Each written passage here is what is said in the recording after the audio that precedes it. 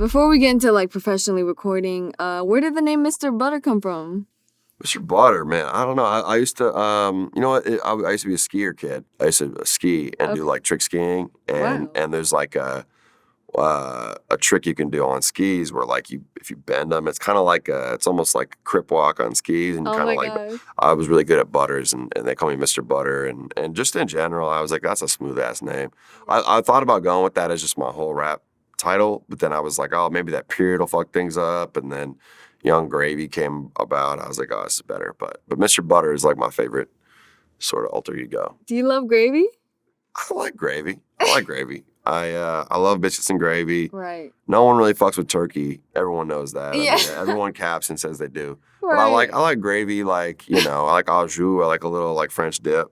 Yeah. I'll take gravy on like a country fried steak or something. But yeah, overall, you know, gravy's good. Yeah. Gravy's good.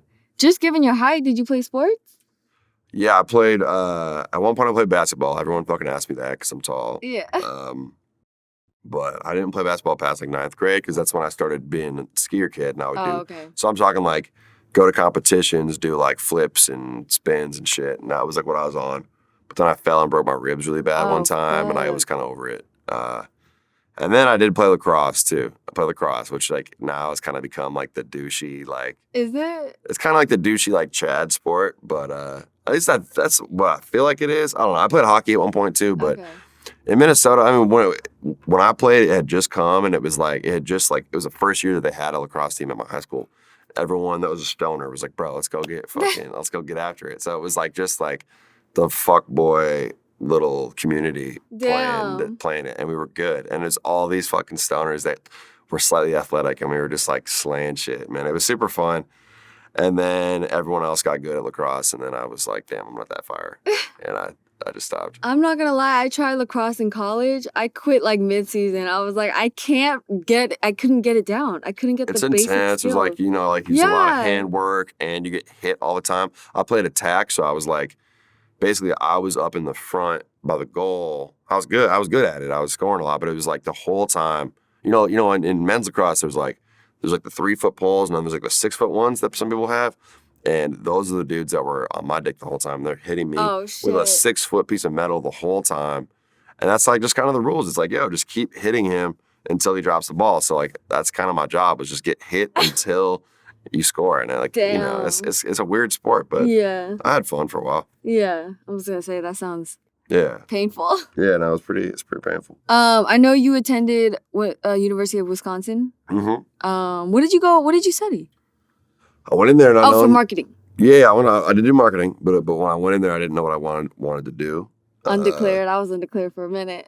At first, when I went there, I thought I wanted to maybe be like a pilot or like a scientist or some shit. They need pilots nowadays. A psychologist or some shit. I don't know. I had all these ideas. So I started with a bunch of random ass classes, and then, I mean, I knew that like I could kind of hustle because like I said, I had been a dealer and shit, and I was like, business was cool to me, but I was like, I don't know. I didn't really think of it as like my main priority. And then after a little bit of time, I don't know. I've always been good at psychology stuff, and I was studying that. And I was like, yo, I just want to do like psychology that makes bread. And I was like, all right. So marketing. I joined a business school, and I was doing marketing and finance and Spanish. And then basically fast forward like 2 years, my shit started popping off, and I had to graduate so I could go on tour. So I got signed, and I had a tour booked, and I wanted to graduate for my mom to make her hyped. So I dropped two majors, and I ended up graduating with just marketing in a semester early. Because I think I saw you say you worked at a startup accelerator or something? Yeah. So I was helping, like, basically they would be like these PhD students or like people that would like invent shit. It was like a company that was kind of like almost like a record label for like tech. So it was like someone would invent some shit like a sleep apnea machine, and then it'd be like this like really smart PhD student who doesn't really know how to like market something. So I'd come in, make it sexy, make them like a brand name and like a PowerPoint, and I'd teach these people how to like talk to an audience and like sell it. Like it was weird because I was like a 20-year-old kid teaching like these like 35-year-old people how to like sell shit, but it worked out, and everyone fucked with me hard, and it's probably what I'd be doing if I wasn't doing this, like starting some weird random ass company. But yeah, that's what I did before, was just selling, teaching smart people how to finesse. Because you essentially just apply that to your own rap career. Exactly. And then I was like, man, like I could just do this with music Right. and make it unique and tight. Right. So I was like, I have this product, bars, and a style, and I was like, I could just make it cool. So yeah, I kind of did the same thing. Man, because I know you got popping off SoundCloud first. Mm-hmm. How much of a role did that play? And did you think it would pop off? Because, When I started like really putting time into it, I mean, like when I actually decided to drop a song publicly, there was a while I was thinking about it. When I finally did that, I was like, I'm going to pop off. I was like, if I'm going to do this and put one song out, I'm not going to stop until my shit pops off. Like I was like, I can do it. I don't care where I'm from. I have the internet. I'm going to make it happen. So I knew when I dropped my first song that it would eventually pop off, but I didn't expect it to come to this level. But I was like, I'm going to have a good time. I'm going to have like a couple years if I'm going to be a rapper.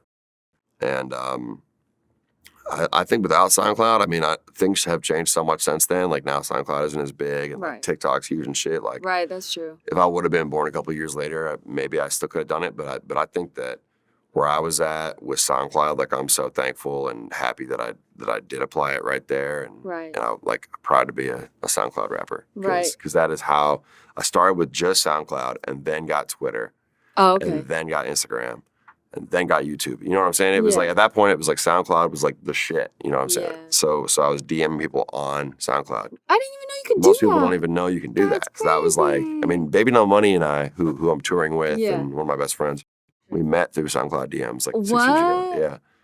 He had like 200 followers. I had like 100.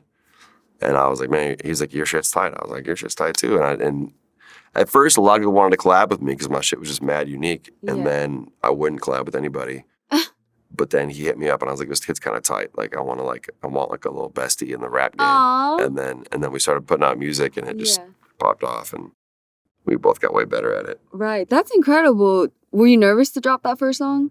Yeah, for sure. I was like, I didn't want to be that dude that was like showing people their like mixtape. You know what I'm saying? Like, I don't know. There's always the kid that's like handing out like their tape, or like sending their links to their friends that they like don't even know that well. So when I first dropped my music, I didn't send it to anybody. The only people that knew, I think for the first year that I rapped, the only folks that knew that I was rapping were my two roommates, because they heard me. So I had to tell them about it. Yeah. But like my other best friends, my family, everybody, I just didn't say anything. I was like, they'll find out if they need to, So I was putting out music, wasn't showing my face anywhere. I was gonna ask, what was the intention between not showing your identity? It was like I didn't want to like. I was like, I don't want to be associated with this unless it's real. Yeah. Unless it really is going. And I had that job with the startup accelerator that I was like, oh, if they hear me rapping about fucking MILFs and shit, like they might not fuck with me. And like I said, I was just like, oh, it'd be embarrassing if like someone thinks that I'm trying to like sell them my fucking music or something. So I was just putting out music for like almost 2 years, just showing like not my face. I had an Instagram. I like post stories, but I'd never show myself. And I had like all my artwork was just like vintage movie posters and shit, or like pinup girls. And eventually, someone that I went to college with heard my song through Reddit. A kid that I knew from a class heard my song through Reddit, and he recognized my voice, and he was like, "There's no way this isn't you." He's like, "I don't know anyone else who would talk about this shit on a song. It's got to be you." So someone found out through like a Reddit link and called me out for it, and I was like, "All right." So like, that's a sign. Like we let's get it. So then like for like probably a couple months, I was sending out like the links to my homies and shit. I was like, all right, check this out, because I was actually kind of popping, like it was going up. And then I finally dropped my like face reveal video. I would say Mr. Clean, yeah. Which I think was like, I want to say like a year and a half after I first started, around that, like a year and a half. And when I dropped that video, it just blew up like immediately. And there's just a lot of people that are like, oh, that's fucking Matt. Like, Yeah. damn, that's who that is. And that was basically like the real start where I was like, all right, this is a career now and not just like a fun thing.